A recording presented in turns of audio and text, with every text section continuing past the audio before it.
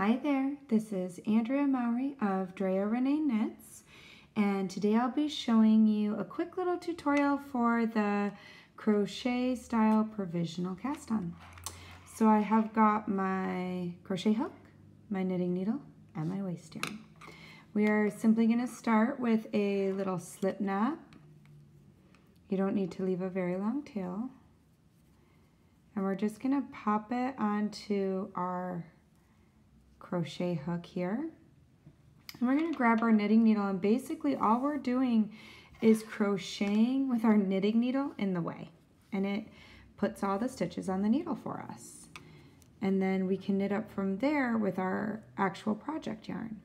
So I've got my slip knot on my crochet hook is in front of my knitting needle, and my working yarn is being wrapped around the needle from behind, and I just simply grab the working yarn with my hook and pull it through that slip knot loop that was on my crochet hook. So that's one stitch. I return the yarn to the back of my needle and repeat. Grab my working yarn with my hook, pull it through the loop, return it to the back and repeat. Grab the yarn with my hook, pull it through the loop, return it to the back, repeat. So I would just do this for however many stitches that I need to cast on. And I actually like to, with my provisional cast-ons, once we remove this yarn, this waste yarn, to get our live stitches back on our needle, you'll actually be half a stitch short. So what I do, and that's caused from working now the other way against your fabric, so what I do is I actually cast on one extra stitch, and then I just decrease it out in my second row of knitting on my project. So I will show that to you. So I need 10 stitches, so I'm going to cast on 11. Again, I have my working yarn behind my needle. I grab it with my hook and pull it through the loop. Let's count how many we have. 2, 4, 6, and 8. So I need 3 more. There's 9, 10, and here is 11. Now to finish off our provisional cast on, we just want to chain a few stitches to secure it. So we are basically doing the same thing we were, just without our needle in the way. So my working yarn is actually in front now because I don't want it to wrap around my knitting needle. And I just pull the yarn through the loop. And I just do that a few times, anywhere from like, I don't know, 3 to 5 times. That's what I typically do. That looks good to me. I'm going to pull some slack.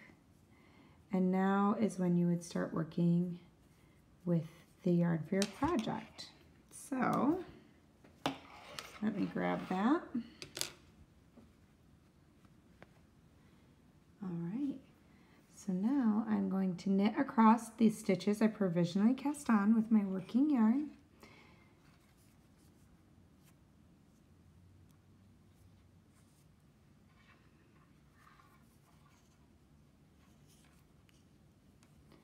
So the first row I'm just going to knit across all of them, and then on the way back I'll decrease my extra stitch out.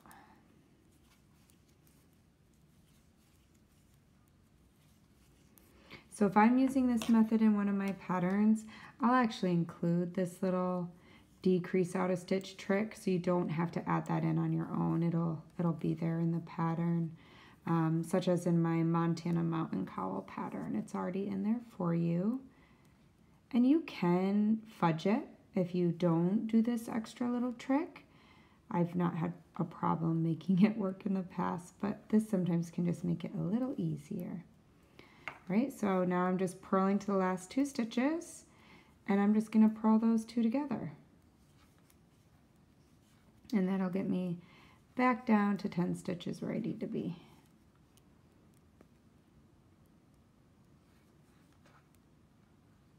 And there we go. So that's it. So I would just keep working up in my pattern, and then when I'm ready, I can unzip this. So I'm gonna actually show you what that looks like.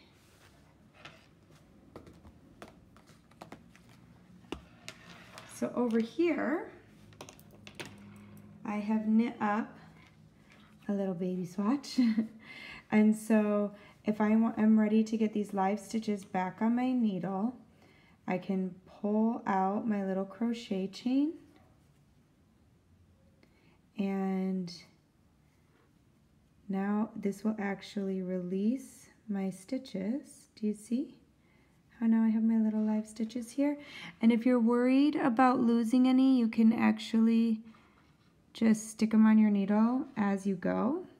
If you're not so worried, you could just pull them all off.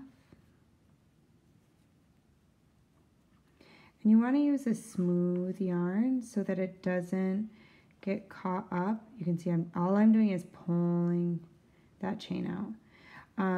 But you don't want to get a yarn that'll get stuck in your work, or that will not be so fun to try and get out. So that was my last one. So here we go.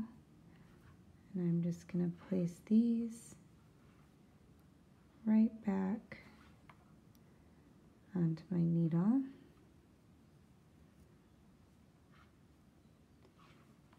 7, 8, 9, and 10.